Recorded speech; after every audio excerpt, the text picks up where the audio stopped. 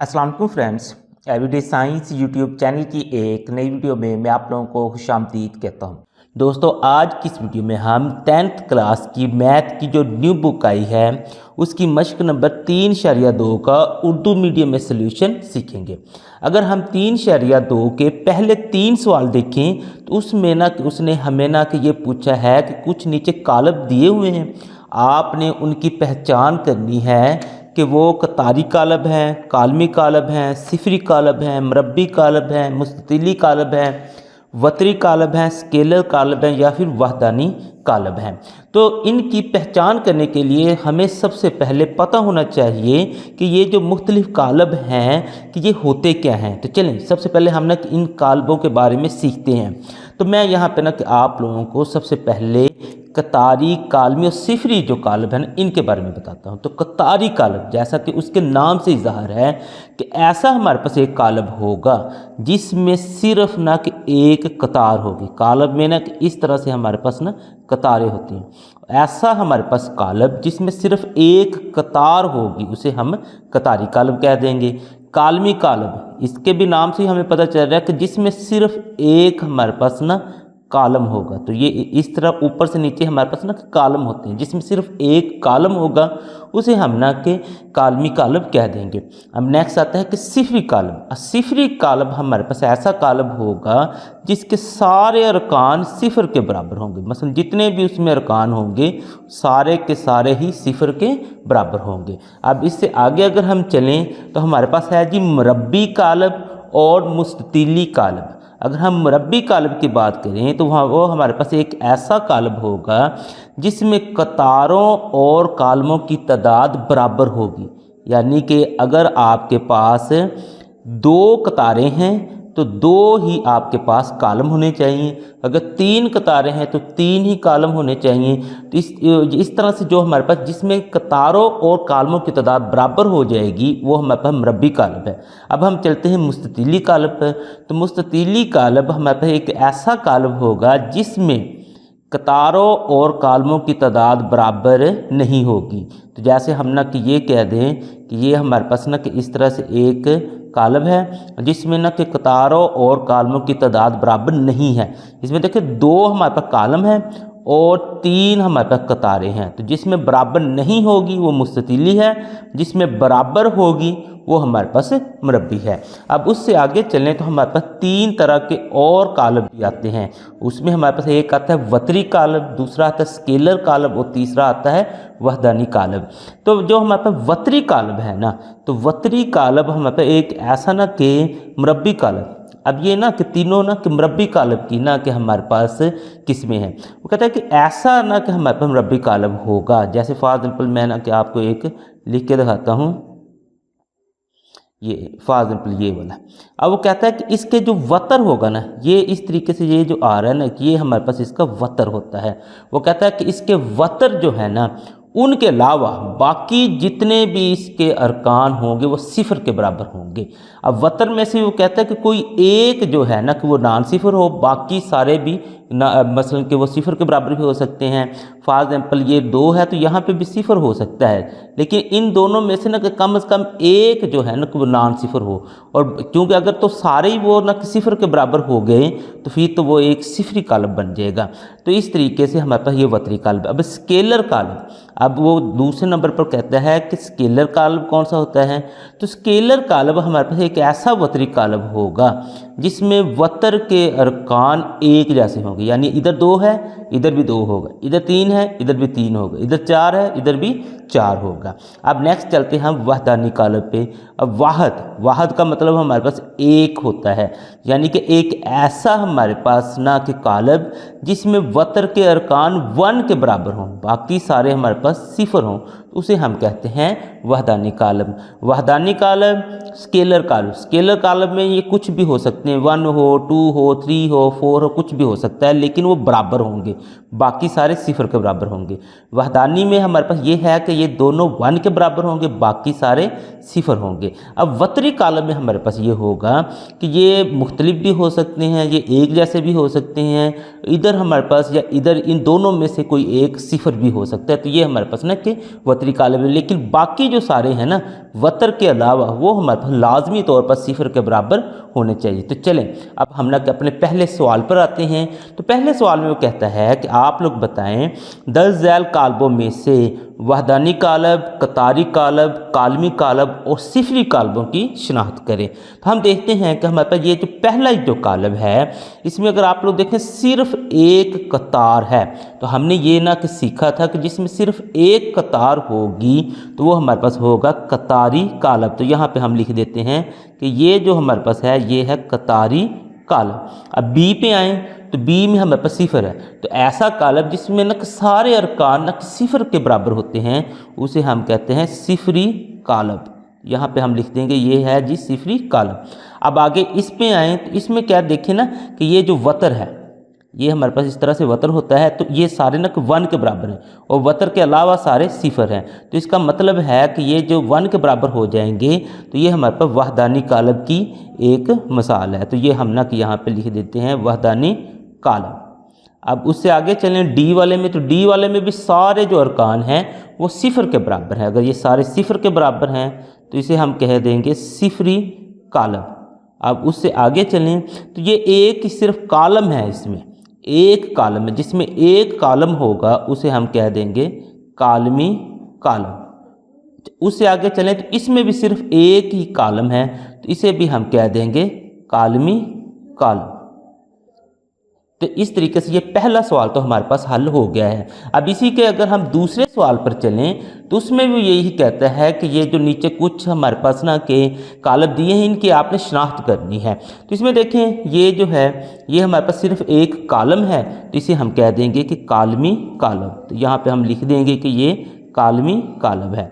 उससे आगे चलें तो ये जो हमारे पास ना कि एक कालब है इसमें कतारों और कालमों की तादाद बराबर है, यानी 2 कतारें हैं और 2 ही कालम हैं। जिसमें कतारों और कालमों की तादाद बराबर होगी तो उसे हम कह देंगे कि ये मुरब्बी कालब है। तो इसे हमने लिख दिया ये मुरब्बी कालब है। उससे अगले में चलें तो इसमें देखें कि 2 हमारे पास कतारें हैं और 3 हमारे पास ना कि कालम है, यानी कालमों और कतारों की तादाद बराबर नहीं है।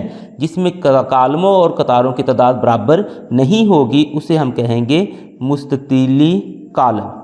यहाँ पे आपने लिख देना है कि ये जो हमारे पास है ये मुस्ततीली कालब है। तो उससे नीचे चलें तो हमारे पास है जी ये वाला। तो इसमें भी देखेंगे तो हमारे पास 2 कतारें हैं और 2 ही हमारे पास कालम हैं। तो इसे हम कह देंगे मुरब्बी कालब। जिसमें कालमों और कतारों की तादाद बराबर होगी उसे हम कहते हैं मुरब्बी कालब। अब इसमें देखें तो हमारे पास ना कि 3 हमारे पास कतारें हैं और 2 कालम है, यानी कतारों और कालमों की तादाद बराबर नहीं है तो इसे हम फिर कह देंगे मुस्ततीली कालब। तो ये इस तरीके से आपने लिख देना कि ये मुस्ततीली कालब है। अब उससे भी आगे चलें तो इसमें सिर्फ एक ही हमारे पास ना कि कतार है, तो जिसमें सिर्फ एक कतार हो उसे हम कहते हैं कतारी कालब। ये इस तरह से आपने लिख देना है। अब नीचे मज़ीद आएँ तो इसमें देखेंगे 1 2 3 कतारें हैं और 1 2 3 ही हमारे पास कालम है। तो इस तरह का जिसमें कतारों और कालमों की तादाद बराबर हो उसे हम कहते हैं मुरब्बी कालम। अब उससे आगे चलें इसमें हमारे पास 1 2 3 कतारें हैं, 1 2 हमारे पास कालम है, यानी कि कतारों और कालमों की तादाद बराबर नहीं है तो इसे हम कह देंगे मुस्ततीली कालब। यहाँ पे हमने इस तरह से लिख देंगे ये हमारे पास मुस्ततीली कालब है। इसी तरीके से अगर हम इसी का तीसरा सवाल देखें तो उसमें कहता है कि वतरी, स्केलर और वहदानी कालबों की शनाख्त करें। तो यहाँ पे अगर हम देखें तो इसमें ना कि ये जो वतर है ये हमारे पास ना कि ये वतर है, इन सब के ना कि हमने वतर ही देखने हैं, इन सब के वतर। इस तरीके से ना आप लोग एक दफ़ा ना कि वतर देख लें, फिर उसके बाद इनको ना कि हम देख लेते हैं। अब देखें ना वतर के अलावा बाकी सारे जो है ना अरकान वो सिफर के बराबर हैं। इसका मतलब है कि ये वतरी, स्केलर या वहदानी कालबों में से कोई ना कोई है। तो अगर तो ये 1 के बराबर है तो फिर वाहद यानी वहदानी कालब है। ये वाले जो वतर के सारे अरकान अगर 1 के बराबर हैं तो फिर वो हमारे पास वहदानी कालब है। तो यहाँ पे चूँकि इसमें ये 1 के बराबर हैं तो ये वहदानी कालब हो जाएगा। उसके बाद अगर ये मसलन के 1 के बराबर नहीं कुछ और है लेकिन बराबर हैं आपस में, जैसे ये 5 और 5 और ये 2 और 2, तो इसे हम कह देंगे कि ये हमारे पास स्केलर कॉलम है। तो स्केलर कॉलम में हमारे पास ये होता है कि जो हमारे पास वतरी अरकान होते हैं ना कि वो आपस में ना कि बराबर होते हैं। ये 5 है तो यहाँ पे भी 5 है, ये 2 है यहाँ पे भी 2 है। जैसे ये देखें ना, इसमें भी वतर के अलावा बाकी सारे सिफर ही हैं, लेकिन ये 7 और 6 बराबर नहीं है, तो ये स्केलर में हमारे पास नहीं आ सकता। तो इसे हमने लिख दिया ये भी स्केलर है, और ये वाला जो है ये भी हमारे पास ना कि स्केलर कॉलम ही है। उसके बाद हमारे पास ये 2 रह गए। अब इस दोनों में अगर आप लोग देखें, इसमें देखें तो वतर के अलावा बाकी हमारे पास सिफर हैं, इसमें भी देखें वतर के अलावा भी सिफर हैं, और वतर वाला भी एक सिफर है। तो ये जो है ना, ये वतरी जो कॉलम है ना उसकी डेफिनेशन पे पूरे उतरते हैं। तो ये हमारे पास वतरी कॉलम हो जाएगा, और ये भी जो है ये वतरी कॉलम हो जाएगा। तो वतरी कॉलम की हमारे पास यही डेफिनेशन थी कि वतर के अरकान के अलावा बाकी सारे जो है ना वो सिफर होने चाहिए। हाँ, ये है वतर का कम से कम ना कि एक तो लाजमी सिफर हो, अगर सारे हों फिर भी ठीक है, अगर एक भी हो ना तो वो हमारे पास ना एक सिफर के अलावा यानी कि नॉन सिफर हो, तो वो फिर हमारे पास ना कि ये वतरी कॉलम बन जाते हैं। तो इस तरीके से आपने जितने भी आप लोगों के पास कॉलम आए उनकी आसानी से पहचान कर सकते हैं। 3 शरियत 2 एक्सरसाइज का अगर हम चौथा सवाल देखें तो वो कहता है कि दर्ज झैल कॉलमों के ट्रांसपोज मालूम करें। यानी कि नीचे ये 4 मुख्तलिफ कॉलम दिए हैं, आपने इनके ट्रांसपोज मालूम करने हैं। तो सबसे पहले ना कि ट्रांसपोज जब आपने मालूम करने जाना है तो सबसे जो पहला आपका काम है वो आपने इसको इस तरह से लिख देना है। ट्रांसपोज यानी ए का ट्रांसपोज है तो ए के ऊपर ये छोटा सा टी आपने इस तरह से लगा देना है, और इसका ये जो हमारे पास कॉलम है इसको बगैर चेंज किए आपने इसके ऊपर भी इस तरह से टी लगा देना है। अब ये ट्रांसपोज हमने लेना कैसे है उसकी तरफ आते हैं। तो ट्रांसपोज लेने के लिए हमने ये करना है कि इसकी कतारों को, ये देखें ये इसकी पहली कतार है, तो इसकी पहली कतार को इसका हमने पहला कॉलम बना देना है। इस तरीके से हमारे पास कतारें होती हैं, और इस कतार को हमने उठाना है और इसका पहला कॉलम बना देना है। दूसरी कतार को उठाना है और दूसरा कॉलम बना देना है। यानी कि हमारे पास ट्रांसपोज जो होता है उसमें हम कतारों को कॉलमों में या फिर दूसरे लफ्ज़ों में कॉलमों को कतारों में तब्दील करते हैं। तो ये इस तरीके से हमारे पास ये सवाल हल हो जाता है। दूसरे पे चलें तो इसको भी आपने बिल्कुल उसी तरीके से करना है कि बी का ट्रांसपोज एक दफ़ा तो उसको वैसे ही लिख दें इस तरीके से। तो ये इसका ना हमने ट्रांसपोज लिख दिया। अब हम ना किसका ट्रांसपोज ले लेते हैं। तो इसमें अगर आप लोग देखें तो आपके पास एक कॉलम ही, सिर्फ एक ही कॉलम है, तो इसी कॉलम को आप लोग कतार में तब्दील कर देंगे तो इसका ट्रांसपोज आ जाएगा। तो ट्रांसपोज की डेफिनेशन ये थी, कॉलमों को कतारों में या कतारों को कॉलमों में, जैसे भी आप लोग इसको करना चाहें तो आप लोग इसको तब्दील कर देंगे। तो ये देखें इसमें हमने कतारों को कॉलमों में तब्दील कर दी। इसमें हमारे पास सिर्फ एक ही था ही कॉलम, बस उसी को आपने ना कि इधर से ना कि आपने इसको ना कि कतार बना देना है। अगर इस जैसे हमने इसको किया है, अगर हम उस हिसाब से इसे देखें तो वैसे भी ये ठीक है। यानी कि ये हमारे पास इसका पहली कतार थी तो ये पहला कॉलम बन गया, दूसरी कतार थी ये दूसरा कॉलम बन गया, तीसरी कतार थी ये तीसरा कॉलम बन गया। जैसे भी आप लोग ना कि देखें, कतारों को कॉलमों में देखें या कॉलमों को कतारों में देखें तो ये ट्रांसपोज हमारे पास आ जाएगा। अब चलते हैं हम सी और डी वाले ऑप्शन पर। तो ये देखें सी वाला जो है, तो इसमें अगर आप लोग देखें एक ही सिर्फ हमारे पास ना कि कतार है। ये इसको पहले तो आप लोग इस तरह लिख दें। अब इसी कतार को हमने कॉलम में तब्दील कर देना है और हमारा ट्रांसपोज आ जाना है, यानी कि 5 - 2 और 4। तो ये हमारे पास इसका ट्रांसपोज आ गया। अब हम डी वाले पे चलते हैं। तो डी वाले का ट्रांसपोज लेना है हमने, इसको हम ना कि लिख लेते हैं 2, 5, 3, 6, 4 और 7। इसको पहले तो इस तरह से लिखें। अब इसका जब हमने ट्रांसपोज लेना है तो कतारों को कॉलमों में और कॉलमों को कतारों में तब्दील करते जाना है। अब सबसे पहले देखें इसकी ये जो पहली हमारे पास कतार है, इसके हमने ना इस कतार को यहाँ पे इसका पहला कॉलम बना देना। उसके बाद इसकी ये जो दूसरी कतार है इसको दूसरा कॉलम बना देना, और ये जो तीसरी कतार है इसको यहाँ पे तीसरा कॉलम बना देना। तो इस तरीके से हमने इसको भी ट्रांसपोज, डी का भी ट्रांसपोज मालूम कर लिया है। 3.2 एक्सरसाइज का अगर हम 5वां सवाल देखें तो इसमें कहता है कि 10 झैल कालबों के मनफी कालब मालूम करें। यानी कि आपको ये 3 मुख्तलिफ कालब दिए गए हैं, इनके आपने मनफी कालब मालूम करने हैं। तो मनफी कालब मालूम करने के लिए जैसा इसके नाम से ज़ाहिर है, यानी कि हमने माइनस लेना है, तो हम क्या कहते हैं कि इधर माइनस ए लगा देते हैं और इस कालब के ना कि बाहर भी हम ना माइनस ही लगा देते हैं। मतलब पहले वैसे लिख देंगे, यहाँ पे ना हम माइनस लगा देंगे। अब इसका जब हमने माइनस मालूम करना है तो ये होगा, इस माइनस ने अंदर वाली सारी अलामतें चेंज कर देनी है। चेंज का मतलब ये है जमा की अलामत को माइनस में और माइनस की अलामत को जमा में कन्वर्ट कर देना है। तो ये माइनस है तो ये हमारे पास जमा होगी। ज़ीरो के साथ तो कोई भी अलामत लगाने की ज़रूरत नहीं है, तो ये चाहे जमा को माइनस का ये ज़ीरो ही रहता है। अब ये देखें, ये जमा की थी, जिसके साथ कोई अलामत नहीं होती वो हमारे पास जमा की होती है, तो ये माइनस की हो जाएगी। और ये भी जमा की हो तो ये भी माइनस की हो जाएगी। तो इस तरह से आप लोग मनफी कालब मालूम कर सकते हैं। अब इसी तरीके से बी वाले में चलें तो माइनस बी और इसके बाहर भी हमने ना इस तरीके से माइनस लगा देना है।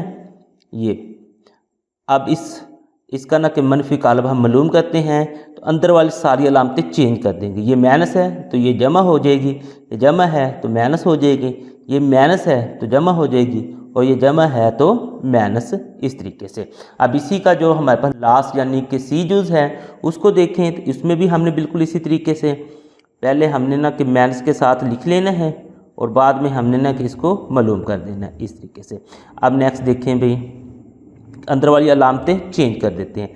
ये माइनस है जमा हो गया, जमा है माइनस हो गया, जमा है माइनस हो गया, माइनस है तो जमा हो गया। तो इस तरीके से आपके पास कोई भी कालब आ जाएगा, आप लोग आसानी से उसका मनफी कालब ले सकते हैं। 3.2 एक्सरसाइज का अगर हम छठा सवाल देखें तो उसमें कहता है कि अगर ए बराबर ये हो और बी बराबर ये हो तो आपने तस्दीक करनी है कि ए का ट्रांसपोज और उसका दोबारा से ट्रांसपोज वो ए के बराबर है, इसी तरह से बी का ट्रांसपोज और उसका दोबारा से ट्रांसपोज बी के बराबर है। तो चले हम ना कि सबसे पहले जो ए वाला है ना इसको सॉल्व करते हैं।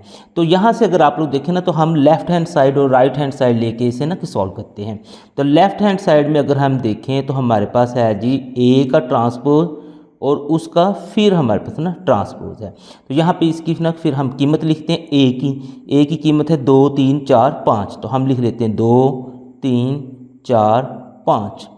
तो यहाँ पे वो कहता है कि पहले इसका ट्रांसपोज लो, उसके बाद फिर आपने इसका ना कि ट्रांसपोज लेना है। तो चलें पहले अगर हम ट्रांसपोज लें तो इसमें हमने ये करना होता है कि कतारों को कालमों में या कालमों को कतारों में तब्दील करना होता है। तो इसका ये हम ना कि यहाँ से ये हमारे पास कतार थी तो ये हमने इसको यहाँ पे कॉलम बना देना इस तरीके से। इसी तरीके से अगर हम देखें ये दूसरी जो हमारे पास कतार है इसको हमने दूसरा कॉलम बना देना इस तरीके से। तो ये वाला जो ट्रांसपोज है ना वो हमने ना कि ले लिया। अब हमारे पास इसके ऊपर एक और ट्रांसपोज ये वाला बच गया। इसका मतलब इसका दोबारा से ट्रांसपोज लेते हैं। तो दोबारा से इसकी जो कतार है पहली, इसको हम पहला कॉलम बना देते हैं ये इस तरीके से, और उसी तरीके से ये जो इसकी दूसरी कतार है इसको दूसरा कॉलम बना देते हैं ये इस तरीके से। तो ये हमारे पास ना कि दोनों ट्रांसपोज आ गए। अब ये देखें ना कि मज़ीद ये जो हमारे पास आंसर इसका आया है ना 2 3 4 5, ये अगर आप लोग देखेंगे तो ये ए के बराबर है। तो ए के बराबर है तो इसका मतलब इसको हम लिख सकते हैं कि ये ए के बराबर है। और यही चीज़ हमने साबित करनी थी कि अगर हम ए का डबल ट्रांसपोज लें तो वो दोबारा ए के बराबर आ जाता है। तो इसी को फिर हम ना कि राइट हैंड साइड कह देंगे। तो इस तरीके से ये वाला जो सवाल है ये हमने सॉल्व कर लिया है। अब इसके बाद हम ना कि दूसरे पे चलते हैं। दूसरे में भी बिल्कुल उसी तरह से हमने ना कि पहले लेफ़्ट हैंड साइड ले लेनी है। ये लेफ़्ट हैंड साइड हमारे पास है बी का ट्रांसपोज और उसका दोबारा से फिर ट्रांसपोज। तो हम लिख देते हैं बी बराबर 7 6 5 8, 7 6 5 8। ये इस तरीके से एक ट्रांसपोज है और ब्रैकेट में हमने कि ये दूसरा ट्रांसपोज भी लिख देना है। तो पहला ट्रांसपोज लेते हैं, यानी कि इसकी जो कतारें हैं ये हमारे पास कतार है, ये हमने इधर कॉलम बना दिया। ये दूसरी कतार है तो इसको दूसरा कॉलम बना देते हैं इस तरीके से। तो ये पहला हमने ट्रांसपोज ले लिया। अब ये जो दूसरा ट्रांसपोज ये वाला बचा होता है इसको भी हम लेते हैं, तो वो हम ना इधर ले लेते हैं। अब इसमें भी हमने यही करना है कि इसकी जो पहली कतार है इसको पहला कॉलम बना लेते हैं और दूसरी जो कतार है उसको दूसरा कॉलम बना लेते हैं इस तरीके से। तो इस तरीके से हमारे पास अगर आप लोग देखें ये भी 7 6 5 8 7 6 5 8 यानी कि ये बी के बराबर आ गया। तो बी हमारे पास राइट हैंड साइड है। तो इस तरीके से हमारे पास साबित हो गया कि राइट हैंड साइड बराबर है लेफ्ट हैंड साइड के। 3.2 एक्सरसाइज का अगर हम 7वां सवाल देखें तो उसमें कहता है कि साबित करें कि एल बराबर ये जो है एक सिमेट्रिक कॉलम है। तो सबसे पहले तो हमें पता होना चाहिए कि एक सिमेट्रिक कॉलम क्या होता है। तो जैसे फॉर एग्जांपल मैं कहता हूँ कि ए एक मेरे पास सेट है, अगर ये सिमेट्रिक है तो इसका मतलब ये है कि मैं ए का ट्रांसपोज लूँ तो वो ए के ही बराबर आ जाए। तो यहाँ पे वो एल की बात कर रहा है, तो ये इसको अगर हमने सिमेट्रिक साबित करना है तो इसका मतलब एल का मैं अगर ट्रांसपोज लूँगा तो वो एल के बराबर आ जाएगा। तो चलें इसको फिर हम ना कि सॉल्व करते हैं। तो इसका मतलब सिमेट्रिक हमने साबित करना है तो हम करेंगे जी एल का ट्रांसपोज बराबर होगा एल के। तो अब हम लेफ्ट हैंड साइड ले लेते हैं। फिर लेफ्ट हैंड साइड में हमारे पास है जी एल का ट्रांसपोज और एल की ये वाली जो कीमत है इसे हम लिख देते हैं। यहाँ पे हम ना कि इसकी कीमत लिख देते हैं। तो हमारे पास आ जाएगा 2 3 4, उसके बाद 3 -2 5 4 5 और 0। तो ये हमारे पास आ जाएगा। अब इसका हमने यहाँ पे ट्रांसपोज लेना है। अब ट्रांसपोज में वही जो हमारे पास रूल है कि हमने इसकी जो कतारें हैं उसको कॉलमों में तब्दील कर देना है। तो इसकी जो पहली कतार है ये वाली, तो इसको हमने यहाँ पे पहला कॉलम बना देना है 2 3 4। ये जो दूसरी कतार है इसको हमने दूसरा कॉलम बना देना है इस तरीके से। और ये जो तीसरी कतार है इसको हमने यहाँ पे तीसरा कॉलम बना देना है इस तरीके से। तो यहाँ पे अगर आप लोग देखेंगे तो ये जो सारा है ना हमारे पास, ये जो सारा है 2 3 4, ये भी देखें 2 3 4, 3 -2 -5, 3 -2 5, उसके बाद 4 5 0 4 5 0। यानी कि जब हम इसका ट्रांसपोज लेते हैं तो वो दोबारा से एल के बराबर आ जाता है। जब ये एल का ट्रांसपोज लें और वो एल के बराबर आ जाए तो वो फिर हमारे पास एक सिमेट्रिक कॉलम होता है। तो यहाँ पे फिर हम ना के लिख देते हैं कि चूँकि ये जो हमारे पास एल का ट्रांसपोज है वो एल के बराबर है, इसलिए जो एल है ना वो एल एक सिमेट्रिक कॉलम है। तो यहाँ पे हम ना लिख देते हैं। तो ये इस तरीके से हमने इसको साबित कर देना है।